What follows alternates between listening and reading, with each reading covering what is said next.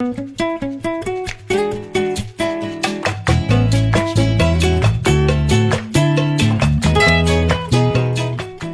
morning, good afternoon, good evening, wherever you're listening from. Welcome back to the Health and Mind podcast. I'm Dinkar And I'm Mohammed Roshan. And today we're joined by our welfare and equity speaker from Unboxed, Mr. Ali. Nice to be here, guys.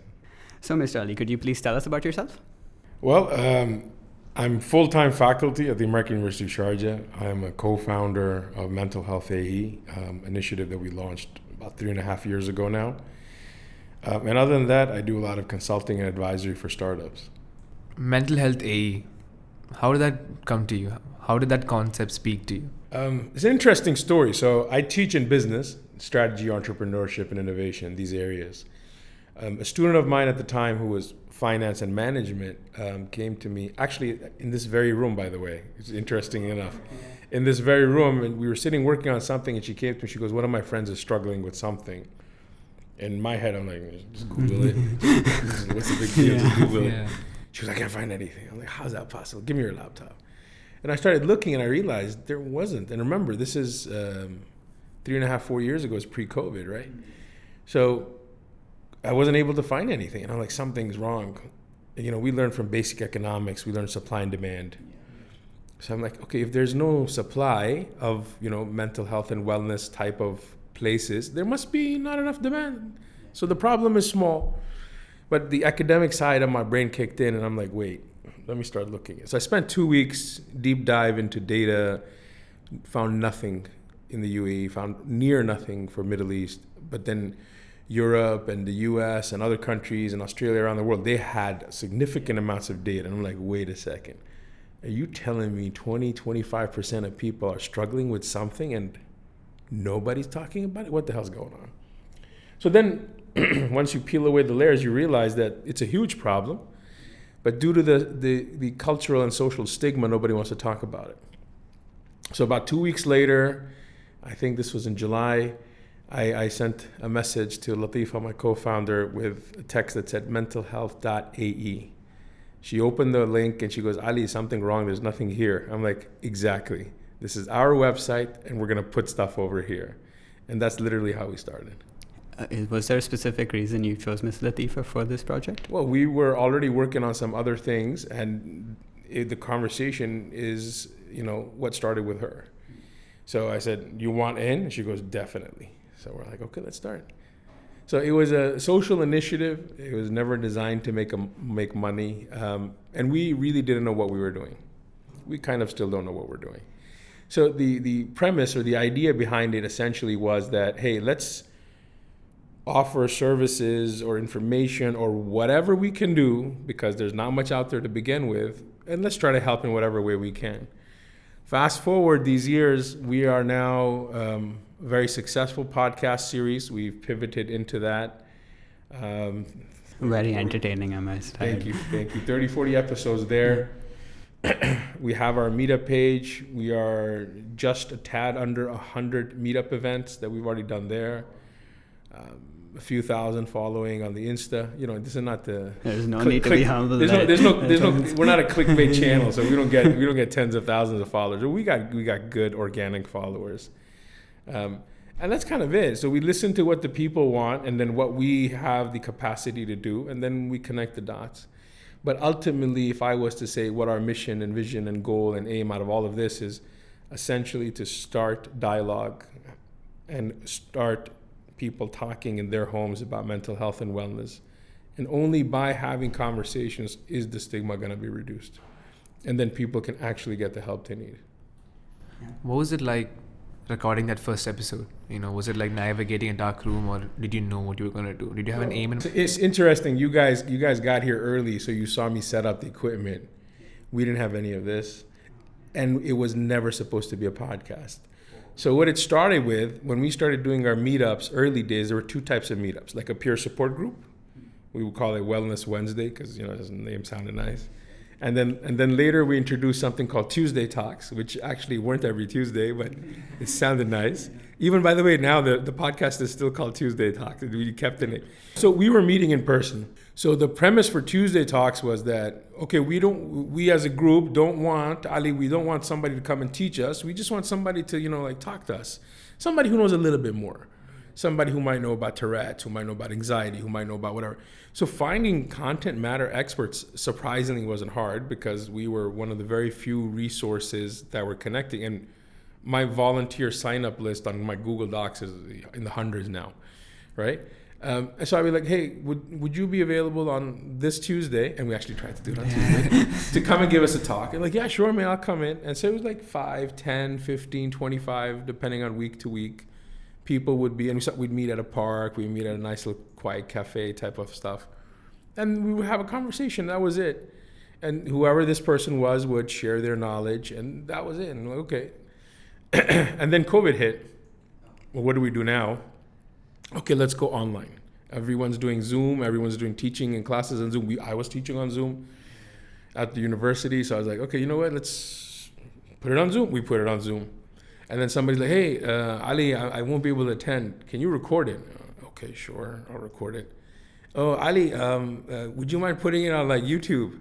Okay, I'll put it on YouTube. Hey, Ali, you know what?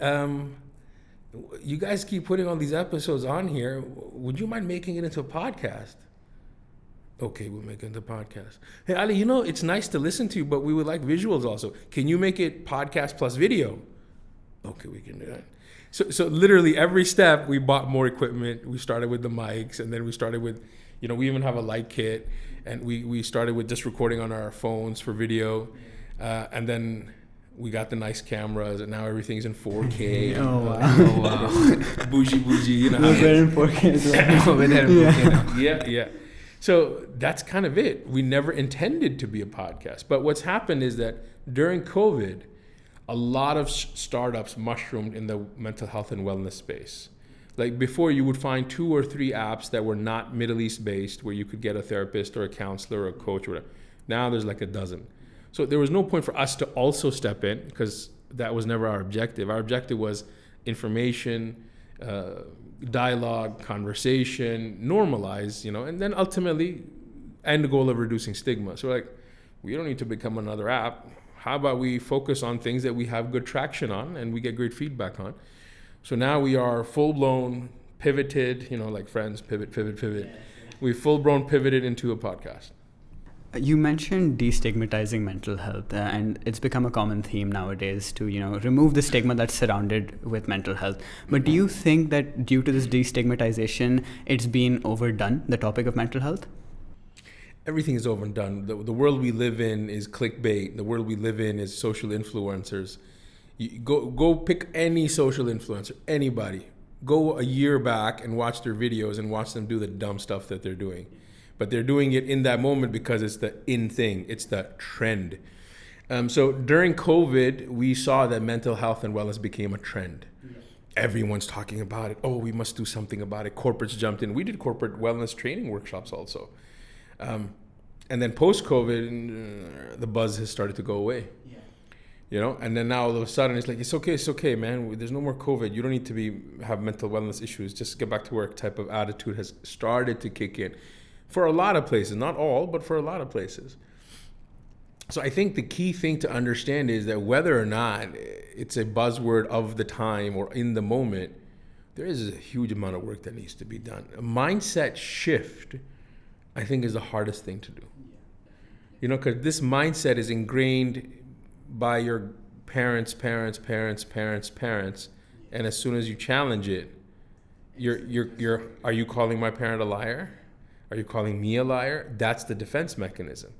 So that's not easy to overcome, and especially if it comes from somebody younger, So we know in our parts of the world, the Middle East, the subcontinent, and most parts of the world actually, not just these, it's very difficult to have a conversation with your parents about mental health and wellness. I've at this point had thousands of conversations with all sorts of people of all ages, genders, nationalities, languages, you name it.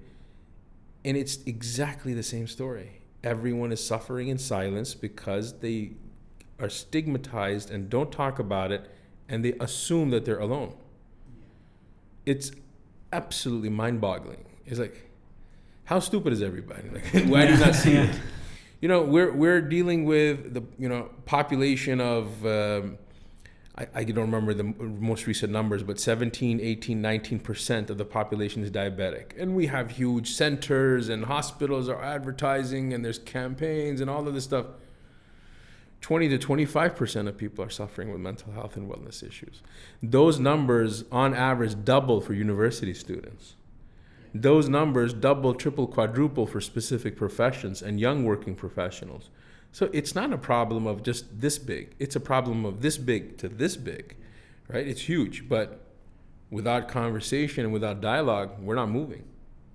What has been the hardest part of preaching your message of like mental health matters, especially in the UAE, in the Middle East? What is the hardest part of it? That's a good question. The hardest part, I think, it's two things, I think, in my mind. Two things. First, reach. Yeah, okay. We are a tiny country that is bombarded with marketing and advertising, right? I mean, you have to fight and pay a lot of advertising dollars for my ad or my image or my Insta post to be seen on your feeds, right? So it's very hard to get reach without paying, and we're a social enterprise. We don't have any funding. We're self-funded out of pocket. And we don't have any source of income. We don't sell anything. We've always thought about figuring out something to sell, but nothing seems to have clicked. Well, maybe one day we'll figure that piece out. But because of that, we don't do paid ads. Or I mean, we might do like a 10 dirham boost on an event that's coming up. I mean, what's that 10 dirham going to get me when I've got people paying thousands for the same eye space, your eyes that see? So I think reach has been the first one. And the second one is opening conversations outside of the circle. So we have people coming into our peer-to-peer support group. They're comfortable to share. It's a safe space that we've created. But when they go back, they're not having conversations at home. They're still afraid. They're still stigmatized. But the solution to that is it's slow. We know it's slow. So we'll have one conversation, 2, 3, 4. At some point, that conversation will start to feel normal enough that you're going to go home and bring it up. You know, another thing that these are the two, I think, big things. And in order to kind of mitigate and identify the target market, you know, because I come from a business background, so we always think of target market, how are we going to hit this? The university student is our sweet spot target market. So a lot of the conversations that you listen to, you know, I've got high schoolers and college students and young working adults. So like, let's say 17 to 24, that age bracket. They relate most to our conversations. And these are the type of people I also kind of talk to, or the topics I want to talk about. Because, you know, as a kid in school, your parents aren't really going to listen to you. But once you're in college, it kind of shifts a little bit, you know, from a little bit to a lot of bit, right? But that shift is important because now when you go home, you're like, listen, I'm a college student. I'm grown ass adult now. Listen to what I'm telling you. You can explain better. You can communicate better. And for most of these college kids, they're taller than their moms or you know, if not taller or equal to their dads. And they're like, hey, bro, listen. and then the parents are more inclined to listen. These same people can champion their younger siblings who you can see them struggling. I have so many people, and they're like, Ali, you know, I never connected the dots this way, the way you said it. I've got a younger sibling that I am like 90% sure is dyslexic and struggling in school, but nobody wants to recognize it. So you know what? I decided to take my younger brother, sister for an assessment, and it came back dyslexic. And then I told my parents, sit down, we need to have a conversation. And they're like, what? I'm like, this. No, this will go. No, listen. This is not the end of the world. This is nothing to be ashamed of. This much percentage of the population have an issue. It's not an issue. Why do you want your child to suffer and struggle when there are solutions in place to help them learn in a different way? So they were able to push conversations, not just have them, push them. So I think that's been our saving grace and the sweet spot.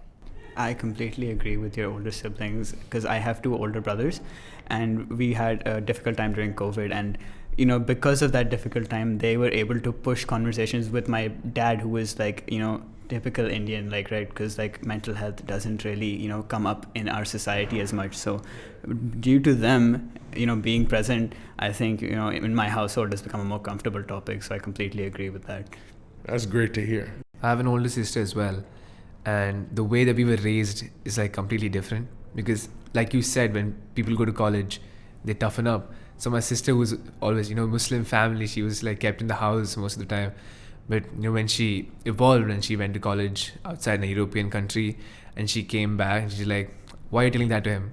Why are you speaking to him like that? See? They champion the younger ones. Even she's very small. She's not as tall as them, but she tells, why are you speaking to him like that? Don't speak to him like that. Let him go out. It's fine. He'll come back home. Don't shout at him. So it's like the progression from how she was to not understanding, like, okay, how I feel. But now she's able to relate because she's got the courage to talk to me about it now, and to my parents as well. Agreed, 100%. And this is exactly what I was saying. This is why we felt that was the sweet spot to push on, because it has a very impactful ripple effect. So it's not just the person who is in college or a young working adult who's starting their life, who are struggling. And also keep in mind that the date I told you is the worst for this bracket. The high schoolers who are hitting those board exams and those A-levels and whatever, depending on the school system, then college itself is stressful. Then as a young adult, you're stepping into work and you're new and you don't know what's going on and you're struggling, and finances and salaries and expenses and living alone, and it gets crazy. So this age bracket is a double-edged sword. It's toughest for struggle, but at the same time, it's most impactful because this is the age you are still ready to open your mind and listen, and you champion your siblings and other people around you. Good. I think the fact that, board exams and then college life, I don't think students nowadays get much of a break. So I think, especially in my school and in our friends circle, there's a lot of burnout. So do you think there's a way around this burnout? What do you think society needs to change to ensure that students get a break? So this is going to be interesting. I'm a career academic. I graduated from the university you're sitting in right now. I graduated in 2002. I started working here. In 2004, I started teaching. So I've been in this university since January of 1999, my whole life, my whole adult life, basically, right? In academia. So what I'm going to tell you is going to be shocking for a lot of parents. Is to relax. Grades are not the end game. It's not the end goal. What are you going to do? Put a plaque on the wall, and who's going to look at it? You? That's it? Then what? Grades don't get you a job. Your degree doesn't get you a job. What you learn and put in your head, that gets you the job. The single most important thing you're supposed to be learning at university is not the courses and the material, but you're supposed to be learning how to learn. It is impossible for anybody to teach you everything you need for life, except the one skill, which is to continuously teach yourself and to continuously evolve. It's unfortunate that the world we are in today has set up an archaic educational model that relies on grades as a filtration system. So you guys are from India, right? You mentioned? All right. So what's the population right now? You just crossed China a few months ago, wasn't it? I believe it's 1.4 billion. Yeah. As soon as you said 1+ billion, enough. But what happens when we have huge amounts of population, limited resources, it's a fight. It's got nothing to do with your competence. It's got to do with the number of people that are standing next to you and how many spots are available at a given institution of education. So what do? We have to filter. How do we filter? Let's see. Okay, you know what? Let's filter based on grades. It seems to be the most fair. It's the most inaccurate. You have friends who understand differently, who learn differently, who test differently. Some people have high anxiety and stress and don't perform well. But if you have a 2-minute conversation, you're like, wow, how smart are you? How are you able to connect all of this information and apply it and relate it? And then you have students who literally have adopted a strategy. I'm just going to memorize everything just so I can regurgitate and vomit in the exam just to get the grade, because apparently the grade is the end game. Now, I'm not saying stop studying and don't get the grades, because we don't have a different option right now. The option on the table is to get into good universities, you need the grades. But, and this is the very, very, very big one, nothing in life, the entirety of your life, nothing in life is worth sacrificing yourself. Absolutely. Whether that's physically, mentally, spiritually, nothing is worth it. Nothing. You don't get into a top tier college. Then what? Your life is over? No, your life is what you make it. Your life is what you make it. So there's a lot of miseducation about education. There's about a lot of miseducation of what is the measure of success of one's life. The best job and the highest salary is not a measure of life. A measure of life is happiness. A measure of life is contentment. A measure of life is doing what you love, doing what you have passion for. The number of parents who push their children to get into majors and careers that they hate because no, I know better than you. You have to do this. And for a very long time, the answer traditionally was either a doctor or engineer. I know a lot of engineers who don't make any money at all. I know finance graduates with Ferraris and 3 years of graduation. But to each their own. I'm not saying one is better than the other. Do what you love, and you will automatically be very good at it. But need to step away from this race that nobody wanted to be in, but you're being pushed to be in, because the race is illogical and unfair. Absolutely, yeah. So, what about, you've been doing this for a while now, advocating for mental health, starting dialogues for mental health. Has there ever been an incident or a story that someone has told you, or you talked to someone, you met someone, where you felt, okay, what I'm doing is right? This is something I'm supposed to be doing. This takes a lot of work, a lot of effort, a lot of not time and not money. That's not what I'm talking about. It takes a lot of emotional capital. Listening to people and holding space for them. It's hard. It's not easy. The things people have told me, heartbreaking, and it takes time. It takes a while to even recover from it. I've everything from, a very close friend of mine had postpartum depression and had suicidal thoughts, and I didn't know anything about it. And I've known this person for almost 8 years, 10 years. Like, what world am I in? When did this happen? How? Right? Things like that. To young women talking about how they're struggling with anxiety and high levels of stress, and they finally work up the courage and talk to their parents, and their parents tell them, shh, don't say these things out loud. Nobody will want to marry you. This is your child. This is your child. How did you even say this? Like, there's things that my brain refuses to comprehend. How can you say something like this to your child who's coming to you? Lord knows how much it took for them to come to you and say this after how much struggle and how much pain, and you just brush them off? Listen, your kid comes to you with a broken arm. What are you going to do? It's okay. Shh. It's okay. We don't want people to know you had a broken arm, because then they'll think you're not human enough. No, you pick your child up, you jump in the car, you rush to the emergency, and you take. Why is this so polar? Why is this so different? So there have been many times throughout these last few years where I told Latif, I'm like, I can't do this anymore. I just can't. It's too much. And every time, without fail, this is how I know God's got a plan. Every time, without fail, something happens. I get a random message or a call or something.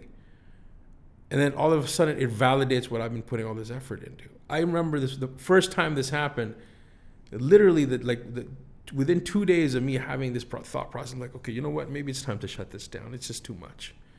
It's just so much to do. It's huge. The problem is just so huge. It's just, I'm barely scratching at it. Like, am I even making an impact? Is it even worth all of this? Like, these were the thoughts in my head. I got a message from a guy. I don't remember this guy. I don't remember his name. I don't remember his face. I don't remember meeting him. Imagine. And this guy's message was like about yay long, like 3 scrolly pages on my WhatsApp. And he goes, he was an expat. He's like, when I came to UAE, it was the worst time of my life. I was in severe depression. I didn't know what to do. I had thoughts of ending my life. And I came for one of your meetups. And it was just so nice to see that there's other people who are, like me. And I'm not alone in this. And because of you and because of your organization, my perspective on life shifted. I've decided to educate myself more. I decided to apply for different jobs. I decided to upskill myself, and now I'm in a very happy place. And thank you to you.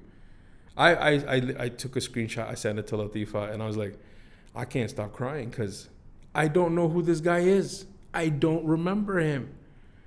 So, impacts that you make, you don't even realize. And every single time something has come up, I remember as early as last year, I was like, you know what? This is getting too much. I don't think we can do this. And this is just about when I had started converting some of the older videos to podcast format before we started to record as podcast format.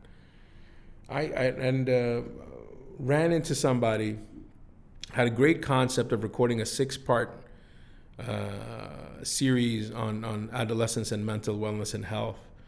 And I was like, you know what, let's just record this last thing, push it out there, it's okay. And in my mind, I'm like, this will be the last thing, and then I'll shut it down. Like, it's just too much. A friend, she's not an old student. She was a few years behind me in college, right? She lives in Saudi. She's got kids who are early teens right now. She listened to the entire series, and she sent me a couple of minutes long voice note. And in essence, what she said was that I have made sure to download these episodes in case they ever disappear, because when my kids get to that age, I want to listen to this again so I'm able to be a better mother. And then I was like, damn, bro, can't get a break. Quit. Can't get a break. Can't quit. So it's just been one thing after the other. Every time I felt like this is something that's just too tough to do, I get a little ping and I get a little thing like, hey, you're making an impact. And this always, these things always reflect back to advice that I got from my mom when I was little. And she, and the same advice was why we started. And she says, she used to tell me, don't complain about something that's not being done. Get up and do it yourself. That's why we started without having any background in psychology or mental health. And then, another thing that she used to tell me as a kid was that whatever you do, even if it helps one person, it's enough. So we've had a lot of one persons over the years. It's a blessing. You mentioned that it's obviously very emotionally draining what you're doing. How do you take care of yourself? What is something you do for self-care, that you enjoy other than this? This is interesting. I'm gonna put a plug here for a previous episode I recorded with Ray about healers, and this is where we had a very interesting. It was an interesting discussion over shisha, and then we decided to put it into a podcast because there's a lot of healers out there. So over the years, I've realized that different people have different capacity to listen, to absorb, to assimilate. I've realized I think I have a little bit more than the average, but it does come at a cost. Just because I can bear more doesn't mean I don't feel it. And just because I have a larger capacity doesn't mean it doesn't run out. So balance is key. And this is something I don't just talk about in this context, but in the context of life itself. One of the terms I hate is work-life balance. Like, why did you separate work and life? You're implying that life is life and work is counter to life. No, there's one life, everything is part of life, and everything in that should have a balance. If you have life with all the various components that are misbalanced, you got a problem. So I think the same applies. If you practice what you preach, if this is what I tell everybody, this is the same thing that I do. I try to find balance. So there are times where I feel like, hey man, it's just, I had to listen to, somebody shared a while back, a young lady shared her story about physical assault. That was a tough one for me. That was very tough. It took me weeks. Like, my mind would constantly think about it. It took me weeks. And I reached out to my friends and I said, listen, man, my head is not in the right place. They're like, what happened? I'm like, what happened is not relevant. What happened is somebody else's story. That's not for me to share. But what's happening with me is that story was very heavy. And my friends are like, what can we do? What can we do? I'm like, I don't know. I don't know how to solve this. I don't know how to fix this, because my brain is always consulting and advising my whole life. It's literally my job is to fix and solve, right? I'm like, guys, I don't know how to fix and solve it. One of my friends is like, you're not supposed to fix it and solve it. You're supposed to let it pass through, but you're holding it. I'm like, how do I let go? They're like, time will help with that. But in the meantime, don't sit and let it cook. What do? Come, I'll pick you up. A buddy of mine picked me up. We went out. We had a nice coffee. We chilled and relaxed. And, slowly things dissipated. But the idea was that in order to have balance, sometimes you need to step away and not constantly be in friction. So balance is key. Balance is key, yeah. You're going to do the same for me, right? If I ever struggle or something? If I'm free. If you're free. I have the stuff to do, man. Yeah, okay, I see how it is. So, yeah, you've been fighting the good fight for a while now, but at times it's like a David versus Goliath kind of situation. You're just throwing stones. So, do you think like the small moments, the small impact that we make, that small thing that we did, pass the water bottle to him, or close that gap for him, those small moments, how people perceive them, do you think that's what the world needs more now? I think there's a couple of parts to that. The way I see it, and the way I would like to respond to that. I think the first thing, and me and Latif always have great conversations about this, because it's not just me who kind of sometimes has reached its end and is exhausted. She has the same, and then we've had conversations like, are we even making a difference? Are we even doing it? And then you'll hear me in a lot of my podcasts referring to my mom, because I've always gotten brilliant advice from her while growing up. And one of the things that she used to say is, you need to do good without expectation, which is what we're all told. But the other thing that she used to add on to that is, you need to do good without expectation, and being okay to not see its impact. And I never really understood the second part. I can understand, hey, I'm going to do something good for this person, but I'm not going to expect anything in return. Okay, that part I got. What do you mean by not seeing this? I don't get it. What do you mean? And then I remember many years later, because, over the years, I've always pinged back to my mom and said, Mom, you said this, but I understood it this way, but now I understand it this way. And she's like, yes, well, as you grow, you understand and have better perspective. I'm like, Mom, explain this to me. She goes, it's like a rock. I'm like, huh? The rock, the Dwayne Johnson rock? What rock are you talking about? She goes, no, there's a lake of water. It's very calm. And you take a rock and you throw the rock in the middle of the lake. I'm like, okay. She goes, what happens? I'm like, there'll be ripples. She goes, where do the ripples go? I'm like, they go out from the center. She goes, and then what happens? Like, the ripples get bigger or smaller? I'm like, they get smaller. But do they get wider or narrower? I'm like, oh, they get wider. And she goes, can you always see them? I'm like, well, after some point, you can't see them. She goes, think of the good that you do as the ripples you can't see. You've thrown the rock, you saw some ripples, but there's ripples that you can't see because they got so far away from you that you can't see them, but it doesn't mean that they're not there. So do good without measure, and do good without looking at the scope of it. So you are the favorite child, is that true? I'm always the favorite child. We're two siblings, me and my younger sister. She's the spoiled child, I'm the favorite child. Or at least that's what I tell everybody. That's what we saw on your Instagram. What we also saw was that you cook as well. Of course. And we also saw that there was supposed to be a brownie bake-off. Yes, sir. So we're waiting on the results of that. Well, okay, so two things on that also. So the first part is, when we talk about the stigmas that we have in our societies, we also have a lot of other bad things that we have learned. And, for example, set gender roles. The girl should cook and the guy should just, boss. No. Any person, male or female, who does not know how to cook for their own survival are an embarrassment to the human species.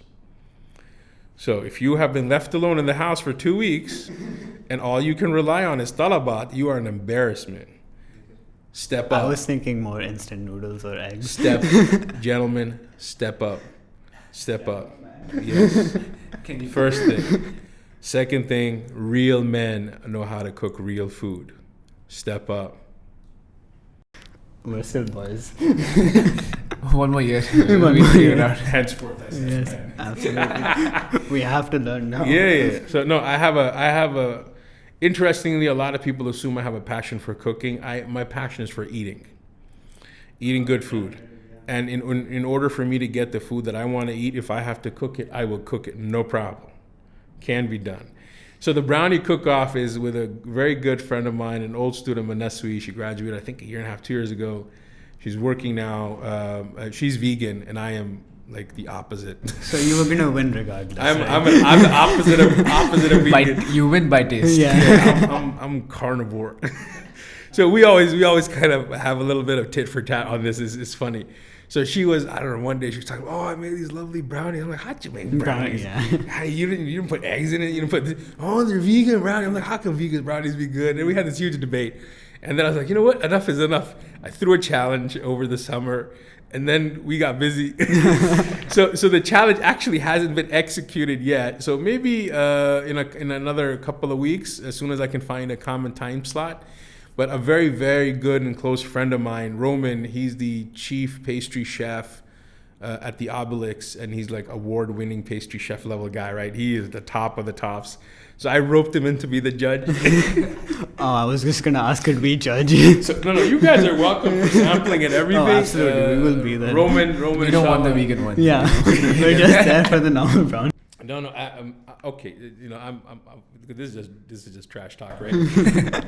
But I've actually eaten brownies that she's made. They're really good. So you guys aren't gonna know which one. We'll do blind taste testing, and then we'll see if you can identify the vegan or the better one. Wait, so you think? So you're pretty confident you'll win? I'm always confident I'll win. That's love. I mean, that is a good trade. Yeah. For the love of a good brownie. I will sacrifice all my brownies. I feel like that just goes after everything that a brownie stands for. Okay, now that we've gone on a light-hearted note, let's get back to mental health. You are going to be speaking for our Welfare and Equity Committee at Project Unboxed on 14th October. How do you think mental health ties into welfare and equity? It's absolutely critical. I mean, how does it not tie in? So if we talk about equity, right, and I'll talk about both aspects. If we talk about equity, everyone should have equal access to fundamentals of life: food, water, shelter, education, healthcare. And when we talk about healthcare, I'm not talking about just physical wellness, but mental wellness. Whenever we say healthcare, the default assumption is physical wellness. No, mental wellness is equal, if not more important. And if you start drilling down global data, you will realize how big of an issue it is. So if we truly want to live in a world where we are equitable to all of its citizens, mental health and wellness is definitely in that list without question. That's the first thing. The other thing that you guys talked about, what was it? Welfare. So in order for you to be I'm going to simplify this a lot because that helps kind of drill it in. In order for you to be a functional human, your head needs to be in the right space. Otherwise, you're not a functional human. So welfare of an individual equals welfare of the society. Welfare of the society equals welfare of the individual. If we create individuals who have better mental health and wellness, they are better contributors to society. If we create a society that is a safe space and open communication, not stigmatized, to discuss these sort of things, we would immediately see impact. Suicide rates have increased globally, year on year. It's embarrassing. With the day and age that we live in, with the technology, with the industry where it is, with computational power of wherever it is, we can't provide enough welfare to somebody to the point that they want to end their life. This is an embarrassment to humankind, honestly. If you think about it, it's a failure, not embarrassment, it's a failure of humankind as a species, that you have people who end their own lives. This is just one of the things my brain fails to comprehend. We're just sitting around doing nothing. And it's critically important. And if we bring this down into the school level, the high school level specifically, I think it's exquisitely unfair, the amount of stress that these young people are put under. It's just not. Your minds are not ready to handle these levels of stress. And this is the age where your minds are still developing. And if you look into neuroplasticity and these sort of things, you'll realize that up to the age of 24, 25, your brain is still kind of like clayish and forming. I'm sure my MHAE is our neuropsychologist who helps us with many things. And I've done a bunch of podcasts. She's going to have like, oh, you said it wrong. Well, you know what I mean, yes, right? You know what I mean. I think it's absolutely critical. So I'm looking forward to having conversations with everybody. I think a lot of conversations not only need to be had with the parents, as we discussed earlier today. I think a lot of conversations need to be had with school administrators. You spend more hours of your waking life with school, your friends at school, the teachers at school, than you do at home with your family. So if I look at it as an hour by hour exposure, this is a huge difference. It's scary to think that people who are just like us, who live the same lives, have got to a point where they don't consider themselves worthy to be in this world. That's a very scary thought. Like, their surroundings have robbed them of any joy to be found, and it's even scarier that they think they can't find that joy again. Yes, it is. And I had a student about 2-ish years ago, Jude. She has a startup called Stay Alive. She started this while she was at high school. She graduated and actually just started university a couple of weeks ago. And it's awareness. She literally started. I was very happy to support them. I still support them to date. And it was just about creating awareness that, that's not the exit. That's the wrong way. There's solutions. There's people to help you. But when people get to that place in their mind, they're already isolated. They're already alone. They don't see any outlet. They don't see any help that they can get. And this is, I think, where all of us, again, going back to humanity, we need to step up. So one of the things that I talk about, not everyone can become a psychologist and therapist overnight, and neither should you, put yourself in that role. It's not your responsibility to fix the world, right? Or fix somebody. But if we can get basic level of training, and one of the courses that I certified in and then I recertified years later was mental health first aid. It's a 2-day training. You're not going to be the expert in nothing, but what you do walk away with is the ability to recognize possible things that are like, hey man, I'm looking at this person, things are off. And if you're able to identify and see it, and rather than you freaking out and not knowing what to do, the course will tell you what you need to do, how you need to speak to this person, how you need to get them help. Because more often than not, if you talk to suicide survivors, they all tell you it's not that they didn't want to end their life, they just wanted to end the pain that they were in. So if we can remove the pain and suffering, this human stays with us.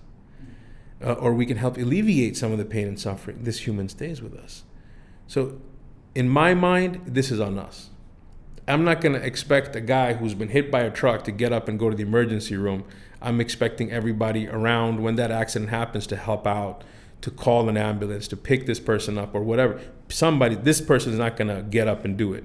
So why am I expecting someone who is in such a devastating mental state to magically fix themselves? Yeah, even in initiatives like Are You Okay?